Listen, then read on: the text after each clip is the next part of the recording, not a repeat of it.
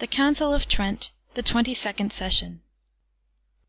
The Canons and Decrees of the Sacred and Ecumenical Council of Trent. Edited and translated J. Waterworth. Chapter II. That the sacrifice of the Mass is propitiatory both for the living and the dead. And forasmuch as, in this divine sacrifice which is celebrated in the Mass, that same Christ is contained and immolated in an unbloody manner, who once offered himself in a bloody manner on the altar of the cross. The Holy Synod teaches that this sacrifice is truly propitiatory, and that by means thereof this is effected, that we obtain mercy and find grace in seasonable aid, if we draw nigh unto God, contrite and penitent, with a sincere heart and upright faith, with fear and reverence. For the Lord, appeased by the oblation thereof, and granting the grace and gift of penitence, forgives even heinous crimes and sins.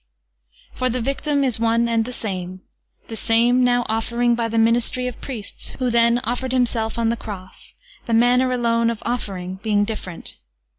The fruits indeed of which oblation, of that bloody one to wit, are received most plentifully through this unbloody one. So far is this latter from derogating in any way from that former oblation.